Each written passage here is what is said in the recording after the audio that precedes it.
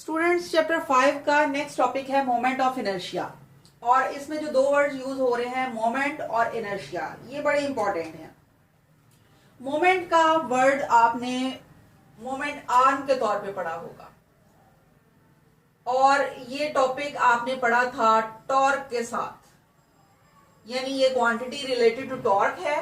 और टॉर्क जो होता है वो चूंकि हम आर क्रॉस एफ के फॉर्मूले से स्टडी करते हैं, तो इसमें आर जो होता है ये मोमेंट आर्म होता है, यानी perpendicular distance from the axis of rotation is called moment arm. यहां पर आपने पिछली सारी डेफिनेशंस को याद करना है और उन्हीं को इसके साथ रिलेट करते जाना है। यानी यहां पर हमने एक्सिस ऑफ रोटेशन को कंसिडर करना है, जो यहां इस डायग्राम में हमने किया कि हमने एक ऑब्जेक्ट ली है जिसका मैस है m और ये एक रॉड के साथ जुड़ी हुई है और रॉड जो है वो O पॉइंट पर रोटेट कर रहा है और ये लाइन जो हमने डॉटेड लाइन ड्रॉ की है ये है इसका एक्सिस ऑफ रोटेशन, यानी ये वो लाइन है जो कि पॉइंट ऑफ रोटेशन के अंदर से या पाइवोट पॉइंट के अंदर से गुजरती है। तो ये बॉडी जो है ये सर्कल में तब रोटेट करेगी जब इसके ऊपर फोर्स एक्सर्ट होगी, और जब इसके ऊपर फोर्स एक्सर्ट होगी तो ये चूंकि टर्न कर रही है क्योंकि ये रॉड के साथ अटैच्ड है, तो टर्न करने की वजह से हमने इसका टर्निंग इफेक्ट यानी टॉर्क यहां पर स्टडी करना है। इसीलिए हमने यहां पर मोमेंट ऑफ इनर्शिया में मोमेंट का वर्ड यूज किया है, क्योंकि हम परपेंडिकुलर डिस्टेंस ले रहे हैं from the axis of rotation. दूसरा वर्ड है इसमें इनर्शिया का यूज हो रहा, और इनर्शिया के बारे में आपको पता है कि ये प्रॉपर्टी ऑफ बॉडी होती है due to which it opposes any change in its rest और मोशन, यानी कोई भी ऑब्जेक्ट रेजिस्ट करती है अपनी हालत में चेंज को। अब यहां चूंकि हम मोमेंट ऑफ इनर्शिया की बात कर रहे हैं तो हम सर्कुलर ऑब्जेक्ट्स में यानी सर्कल में रोटेट करते हुए बॉडीज की इनर्शिया की प्रॉपर्टी को स्टडी करना चाह रहे हैं।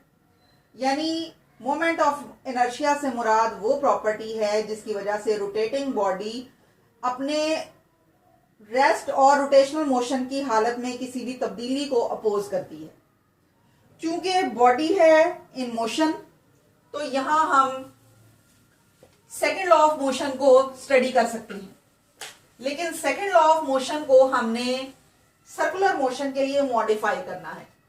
सेकेंड लॉ ऑफ मोशन की इक्वेशन है F = ma, और यहां पर हमने a चूंकि लीनियर एक्सेलरेशन लिया होता है और यहां हम कर रहे हैं सर्कुलर मोशन की बात, तो हम लीनियर मोशन को रिलेट कर देते हैं सर्कुलर मोशन के साथ।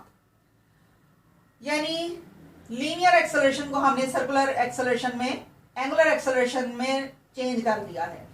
यहां इसको पुट करेंगे तो ये हो जाएगा mr अल्फा, और चूंकि हम यहां पर टॉर्क को कैलकुलेट करना चाह रहे हैं तो हमने r को इधर भी मल्टीप्लाई कर दिया और इधर भी हमने इसको मल्टीप्लाई कर दिया।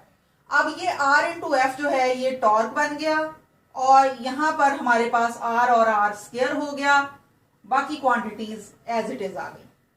यानी हमारे पास किसी बॉडी का टॉर्क जो है वो mr² अल्फा के इक्वल होता है। अब ये जो क्वांटिटी है mr² ये कहलाती है मोमेंट ऑफ इनर्शिया, और इसको हम रिप्रेजेंट करते हैं I के साथ, यानी mr² moment of inertia I के इक्वल है। अब यहां पे आपने दो चीजों की बात की थी, मोमेंट की और इनर्शिया की। तो R is the moment and M is the inertia, यानी आपने पिछली क्लासेस में ये पढ़ा था कि mass is the measure of inertia. तो यहां पर ये दोनों क्वांटिटीज जब मल्टीप्लाई होंगी तो इनको हम कहेंगे मोमेंट ऑफ इनर्शिया। यानी मोमेंट ऑफ इनर्शिया की आप डेफिनेशन इस तरह से करेंगे कि it is the product of mass and square of the perpendicular distance from the axis of rotation. अब मोमेंट ऑफ इनर्शिया का जो टॉपिक है ये बहुत इंपॉर्टेंट है रिजिड बॉडीज के केस में। और रिजिड बॉडीज क्या होती हैं इनकी पहले तो आपको डेफिनेशन का पता होना चाहिए। रिजिड का लफ्जी मतलब है ढीठ, जो अपनी पोजीशन को चेंज ना करे। यानी आप किसी बॉडी को जब रोटेट करेंगे तो उसके पार्टिकल्स का distance from the axis of rotation from axis of rotation change नहीं होगा, डजंट चेंज, तो ऐसा बॉडी कहलाएगा रिजिड बॉडी। और रिजिड बॉडी में से ज्यादातर बॉडीज ऐसे होते हैं जिनमें मैस यूनिफॉर्मली डिस्ट्रीब्यूटेड नहीं होता। हम एक रिजिड बॉडी को कंसिडर करेंगे और उसके पॉइंट मैसेस को कंसिडर करेंगे। यानी अगर मैस यूनिफॉर्म ना हो तो फिर हमें डिफरेंट पॉइंट्स के मैसेस को कंसिडर करना पड़ता है। सपोज ये हमारे पास एक इरेगुलर सा रिजिड बॉडी है जो कि इस पॉइंट ओ के अबाउट रोटेट कर रहा है। अब यहां पर डिफरेंट पॉइंट मैसेज हैं, क्योंकि मैस यूनिफॉर्म नहीं है तो ये जो पॉइंट है इसका मैस है m1 और इसका एक्सिस ऑफ रोटेशन से फासला है r1। इसी तरह से एक दूसरा मैस जो है वो है m2 जिसका डिस्टेंस है r2, और इसी तरह से ये तीसरा मैस है जिसका डिस्टेंस है r3। और इसी तरह से आपने n मैसेज में इसको चेंज किया है तो n टाइम आपने इसको रिप्रेजेंट कर लेना है। अब हम क्या करेंगे कि m1, m2, m3 and so on mn तक हमारे पास मैसेज हैं और at distance r1, r2, r3 and so on rn। अब अगर हम टॉर्क निकालेंगे फॉर फर्स्ट बॉडी तो पीछे जो हमने इक्वेशन पढ़ी थी उसी के अकॉर्डिंग हम इसका फॉर्मूला लिखेंगे m1 r1 स्क्वायर अल्फा 1। और इसी तरह से अगर सेकेंड बॉडी का हम टॉर्क निकालेंगे तो ये m2 r2 स्क्वायर अल्फा 2 के इक्वल आएगा, और सो ऑन।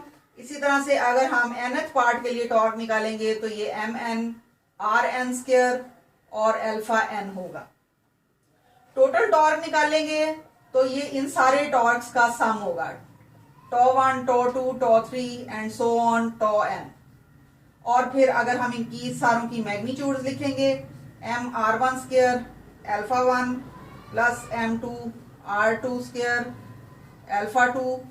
अब यहाँ इंपॉर्टेंट बात यह है कि अल्फा 1, अल्फा 2, अल्फा 3 ये सारे इक्वल हैं अल्फा n तक, इसलिए यहां हम 1 और 2 यूज नहीं करेंगे क्योंकि पूरा बॉडी एक ही जगह पर रोटेट कर रहा है, एक ही पॉइंट के अबाउट, तो एक जैसा ही एक्सेलरेशन इसमें प्रोड्यूस होगा।